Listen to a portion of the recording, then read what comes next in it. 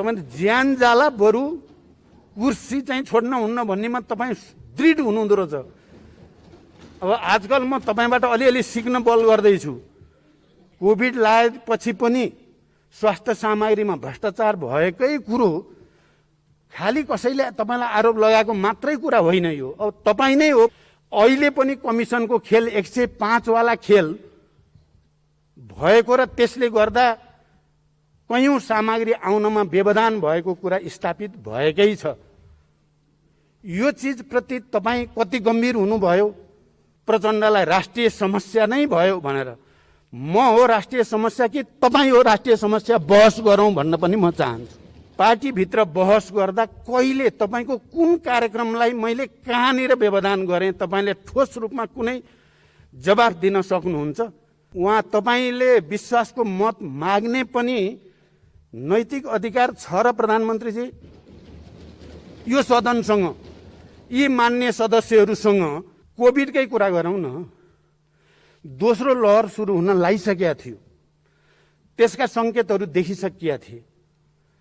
तपाईँ नै होइन, ठुल्ठुला समारोह, रथ यात्रा, हजारौंका जुलुस लिएर हिँड्नु हो, त्यहीँबाट वात्तै फैलिएको होइन। तपाईले थुप्रै शिलान्यास र उद्घाटन गर्नुभएको छ जसको कयौंको त न बजेटको ठेगान छ, न ठाउँको ठेगान छ, न कुनै कार्ययोजना छ, तर तपाईले शिलान्यास गरिदिनु भयो बालुवाटार बसेर। सब शिलान्यास 165 वटा रणनीतिक रोड। माननीय श्री पुष्पकमल दाहाल प्रचण्ड।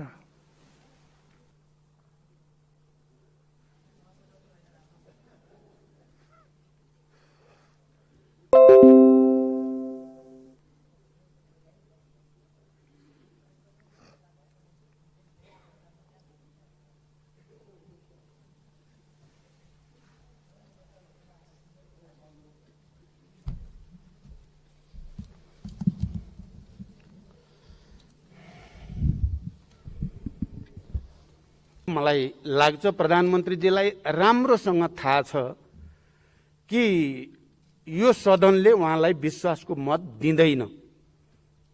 यो कुरा मलाई विश्वास छ प्रधानमन्त्रीजीले राम्रोसँग बुझ्नु भएको छ। बुझ्दा बुझ्दै पनि उहाँले विश्वासको मतको निम्ति भनेर अपिल गर्नुभएको छ। यो उहाँको एउटा लोकतान्त्रिक अधिकार भित्रकै कुरा भएको हुनाले प्रधानमन्त्रीजीको अपिललाई त म एउटा लोकतान्त्रिक अधिकारको निम्ति सम्मान नै गर्न चाहन्छु। तर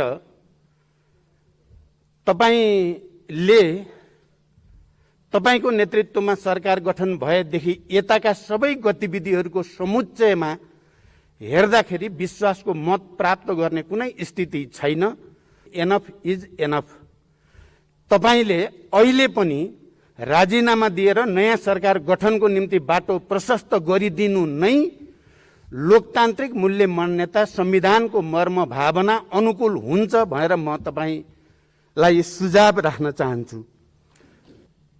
सम्माननीय प्रधानमन्त्रीजीलाई तपाईँ नै प्रधानमन्त्री हुने हो भनेर पहिलो संविधान घोषणा भइसकेपछि प्रस्ताव गर्ने उहाँलाई प्रधानमन्त्रीको रूपमा पनि म नै हो। वाम गठबन्धन र कम्युनिस्ट एकताको संकल्पपछि उहाँलाई प्रधानमन्त्रीको प्रस्ताव गर्ने पनि म नै हो। तर आज यो एउटा विडम्बना भन्नुपर्छ।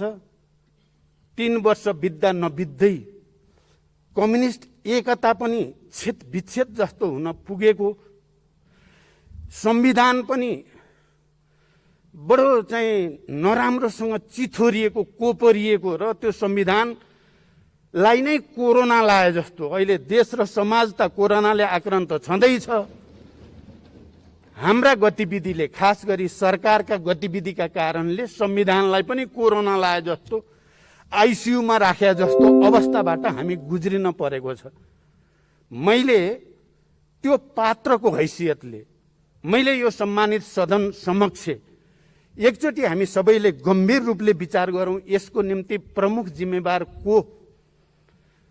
प्रधानमन्त्रीजीले अहिले धेरै सकारात्मक कुरा पनि आफ्नो नेतृत्वमा भएको कुरा राख्नुभयो। त्यसको फेयरिस्टतिर त म जान चाहन्न। तर आज देशमा जुन सङ्कटहरू देखा परेको छ, संविधानमाथि सङ्कट, राष्ट्रिय स्वाधीनता माथिका समस्याहरू, लोकतान्त्रिक प्रणालीमा सङ्कट, कम्युनिस्ट आन्दोलनमा सङ्कट, एकताको एउटा महान र असाधारण पहल कदमीमा सङ्कट मुख्य रूपमा कसको कारणले आयो प्रधानमन्त्रीजी? के तपाईँ छातीमा हात राखेर आत्मसमीक्षा गर्न तयार हुनुहुन्छ? तपाईँले कहिलेकाहीँ बोलेको सुन्छु म प्रचण्डलाई राष्ट्रिय समस्या नै भयो भनेर। म हो राष्ट्रिय समस्या कि तपाईँ हो राष्ट्रिय समस्या? बहस गरौँ भन्न पनि म चाहन्छु। मैले संविधान बनाउने र तपाईलाई प्रधानमन्त्री प्रस्ताव गर्नु म राष्ट्रिय समस्या भएर हो? वाम गठबन्धन र कम्युनिस्ट एकताको प्रस्ताव लिएर तपाईलाई फेरि प्रधानमन्त्री प्रस्ताव गर्ने म राष्ट्रिय समस्या भएर हो?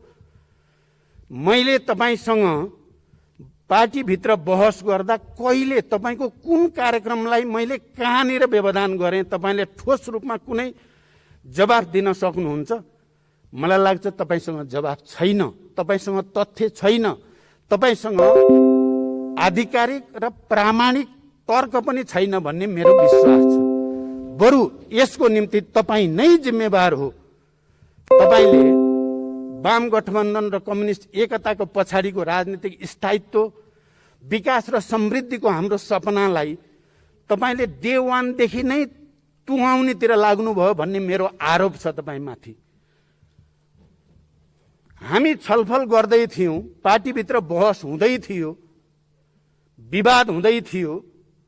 मैले प्रधानमन्त्रीको हैसियतले तपाईका क्रियाकलापहरू र पार्टी अध्यक्षको हैसियतले पनि तपाईका क्रियाकलापहरू बारे मैले टिप्पणी गरेँ, आलोचना गरेँ, विवाद गरेँ, बहस गरेँ पार्टीभित्र। पार्टीभित्रको त्यो लोकतान्त्रिक बहसलाई तपाईले पार्टीभित्रको कचिङ्गलका कारणले भनेर यो सम्मानित सदनलाई विघटन गर्ने सिफारिस गरेर न्याय गरेको हो देशप्रति, संविधानप्रति।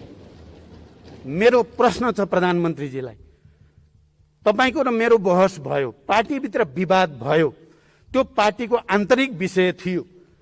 अनि कसको रिसले कसको के भन्या जस्तै तपाईले हामी आपसमा भएको विवादलाई सिङ्गो देश र समाजलाई आक्रान्त हुने गरी यो सार्वभौम संसदलाई तपाईले विघटन गरेको होइन।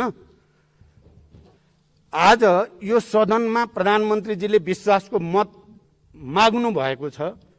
यो सदनमा मलाई लाग्छ उहाँ तपाईले विश्वासको मत माग्ने पनि नैतिक अधिकार छ र प्रधानमन्त्रीजी? यो सदनसँग, यी मान्य सदस्यहरूसँग तपाईलाई त्यो अधिकार छ र नैतिक रूपले?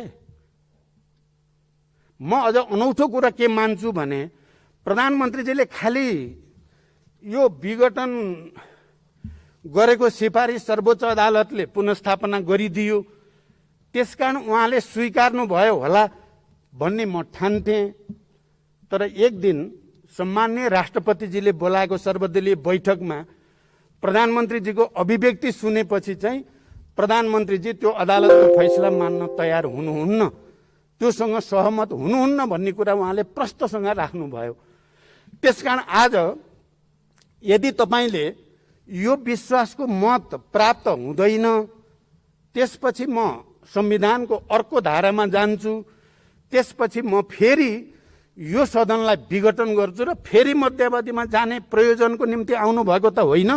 जनताले प्रश्न गरेका छन्, तपाईमाथि आशंका गरेका छन्, कहीँ कतै तपाईँ फेरि यो विघटनको पक्षधर भएको हुनाले त्यही विघटनको बाटो बनाउनको निम्ति तपाईँ यो विश्वासको मत लिने काम गर्नुभएको त होइन।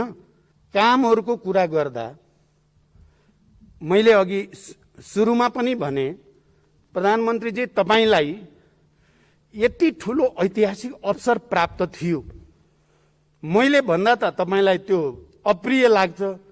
म जस्तो लचिलो, म जस्तो उदार, म जस्तो भावुक मान्छेको सहयोगमा तपाईँ दुईचोटि प्रधानमन्त्री प्रस्तावित हुनुभयो। तपाईका थुप्रै कुरा मैले सहेरै हिँडिराखेकै थिएँ। तपाईँ कुरा गर्न सिपालु हुनुहुन्छ, म तपाईको क्षमता पनि मलाई थाहा छ।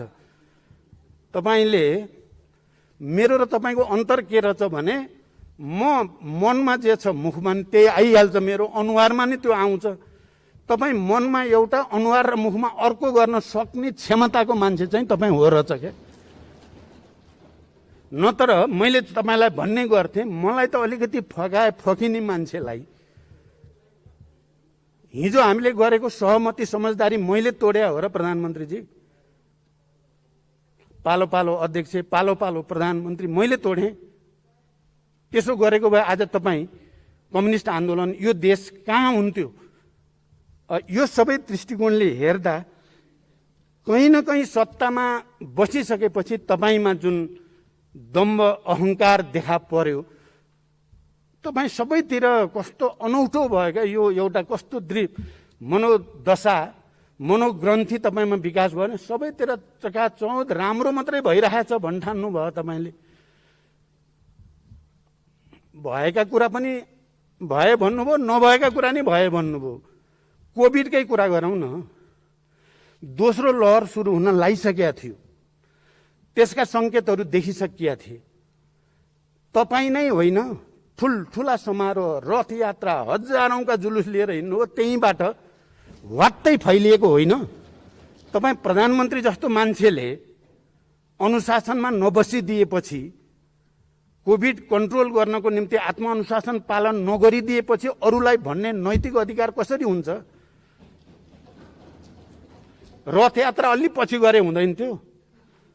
मैले त तपाईँलाई भनेकै छु, मेरो निर्वाचन क्षेत्रमा अयोध्या पुरी बनाउने भनेर तपाईँ अगाडि बढ्नु भएको छ। म पनि गएर हेरेँ, मलाई त खुसी छ। मेरो निर्वाचन क्षेत्रमा एउटा ठुलो धार्मिक पर्यटकीय स्थल बन्न लाग्यो। तर तपाईँलाई यो कोभिड-19 को दोस्रो लहर सुरु हुन लागेको बेला हजारौं मान्छे जम्मा गर्ने गरी यति बेलै गर्न पर्या थियो त? अलि पछि गरे पनि हुन्थ्यो। तपाईँले थुप्रै शिलान्यास र उद्घाटन गर्नुभएको छ, जसको कैयौंको त न बजेटको ठेगान छ, न ठाउँको ठेगान छ, न कुनै कार्ययोजना छ। तर तपाईँले शिलान्यास गरिदिनु भयो बालुवाटार बसेर। सब शिलान्यास 165 वटा रणनैतिक रोड। तर तपाईँले एउटा कुरा त बिर्सिनु भएन कि 12 वटा स्मार्ट सिटीको कुरा गर्नुभयो। सबै स्मार्ट सिटी त को कुरा, तर उहाँले के कुरा बिर्सिनुहुन्न भने भरतपुर चाहिँ हुनुहुन्न भन्ठान्नुहुन्छ उहाँले। चितवन चाहिँ हुनुहुन्न, प्रचण्डको क्षेत्र चाहिँ हुनुहुन्न भने जस्तो पूर्वाग्रह तपाईँले किन राख्नुभयो? मेरो प्रश्न छ तपाईँलाई।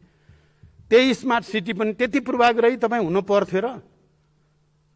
माने यो सबैले तपाईँले आत्मसमीक्षा गर्नुपर्दछ भन्ने म ठान्दछु। अब आज विश्वासको मत लिन तपाईँ यहाँ अपिल गर्दै हुनुहुन्छ सम्मानित सदन, त्यस्तो सदन जसलाई तपाईँले विघटन गर्नुभएको थियो र विघटन गरेको अहिले पनि तपाईँलाई सही भन्ने लागिरहेको छ। गलत गरेँ भन्ने तपाईँलाई लागेको छैन, सर्वोच्चले भनोस् कि जसले सुकै भनोस्, तपाईँलाई बेठिक लागेको छैन मनमा र तपाईँ मौका पाएपछि यसलाई फेरि विघटन गर्छु भन्ने भएको देख्छु म गलत छु भने भन्नु होला। अब आज तपाईँलाई विश्वासको मत लिनु थियो भने हिजो तपाईँले अध्यादेश मार्फत संवैधानिक परिषदको बैठक किन गर्न पर्या थियो? यो विश्वासको मत लिएर गरे पनि त हुन्थ्यो परिषदको बैठक। यसबाट के देखिन्छ भने तपाईँलाई भरोसा छैन, विश्वासको मत त मैले पाउने होइन। त्यसो भएपछि मैले कब्जा गर्न सक्ने जति संवैधानिक संरचना कब्जा गरिहालौँ भन्ने मनसायले काम गरेन भनेर कसरी भन्ने? तपाईँको मनभित्र त्यो छैन भनेर कसरी भन्ने? त्यसकारण यी सबै क्रियाकलापबाट तपाईँले भन्नु त हुन्थ्यो, फेरि तपाईँको केही कुरा म स्मरण पनि गर्छु। संविधान बनाउने बेला नै तपाईँले भन्ने गर्नुहुन्थ्यो, समावेशी समानुपातिक भन्यो भने तपाईँलाई थोरै थोरै इरिटेसन भएको म देख्थेँ। सङ्घीयताको कुरो मन पर्या त होइन, आधी हुरी आयो मान्ने भन्नुहुन्थ्यो तपाईँले। तपाईँ पावरमा भइसकेपछि यो सबलाई चाहिँ म चाहिँ मिचेर देखाउँछु भन्ने आयो कि क्या तपाईँलाई? तपाईँलाई चाहिँ म ओरिजिनल म भने त अर्कै हुँ भन्ने पो आयो कि तपाईँलाई? हामीले त तपाईँमा रूपान्तरण आओस् र एउटा नयाँ प्रक्रियामा नयाँ युगतिर देश जाओस्, स्थायित्वतिर जाओस्, सामाजिक न्यायतिर जाओस् भन्ने चाहेको हो। तपाईले भनिराख्नु भएको छ प्रधानमन्त्रीजी, धेरै कुरा भनिराख्नुहुन्छ। हरेक पटक यति झुलुङ्गे पुल, यतिवटा पुल, यति किलोमिटर बाटो, यति चाहिँ स्वास्थ्य सामग्री, यति डिजिटलाइजेसन, यति चाहिँ गरेँ भन्नुहुन्छ। तर फिल्डमा जनताले त्यो महसुस गर्दैनन्, त्यस्तो गरेका छैनन्। बरु कोभिड लागेपछि पनि स्वास्थ्य सामग्रीमा भ्रष्टाचार भएकै कुरो खालि कसैले तपाईलाई आरोप लगाएको मात्रै कुरा होइन यो। अब तपाईँ नै हो पनि म भन्दिनँ, मैले त्यसरी पनि भनेको छैन। तर यही सदनको सम्मानित समितिहरूको निर्णय छन्, तिनीहरूले भनेका छन् भ्रष्टाचार भयो, कमिसनको खेल भयो भनेकै छन्, लोकतान्त्रिक पद्धति अनुसारै भनेका छन् र जनतालाई त्यो शङ्का छ। अहिले पनि कमिसनको खेल 105 वाला खेल भएको र त्यसले गर्दा कयौं सामग्री आउनमा व्यवधान भएको कुरा स्थापित भएकै छ। यो चीजप्रति तपाईँ कति गम्भीर हुनुभयो? देशमा बढेको आत्महत्याको दर, त्यसलाई रोक्नको निम्ति, महिला हिंसाको दर, त्यसलाई रोक्नको निम्ति कति भयो भन्ने कुरा प्रश्न उठिराखेकै छन्। यो परिस्थितिमा तपाईकै प्रस्ताव असफल भइसकेपछि म त बडो सरल ढङ्गले छोड्ने खाले मान्छे पर्दो रहेछु। पहिलोचोटि प्रधानमन्त्रीबाट पदत्याग गर्दा पनि, दोस्रोचोटि पूर्व प्रधानमन्त्री माननीय शेरबहादुर देउबाजीसँग सहमति गरेर प्रधानमन्त्री छोड्दा पनि म त बडो सहज ढङ्गले प्रक्रिया अगाडि बढ्ने कुरा हो भन्ठान्थे। तर तपाईँ त यसरी च्यापेर बस्न खोजेको देखियो। तपाईँ ज्यान जाला बरु कुर्सी चाहिँ छोड्न हुन्न भन्नेमा तपाईँ दृढ हुनुहुँदो रहेछ। अब आजकल म तपाईँबाट अलिअलि सिक्न बल गर्दैछु। अलिकति त केपीजीको ममा चाहिने भयो बानी, नत्र म फटाफट जे पनि छोडिदिने गर्दा त म त कमजोर त्यसरी पो भएको छु कि क्या हो भन्ने परेको छ मलाई। तर तपाईँको चाहिँ अति भयो भन्ने मेरो बुझाइ छ। त्यसकारण पनि यी सबै विषयमा एकचोटि समीक्षा गर्न जरुरी छ।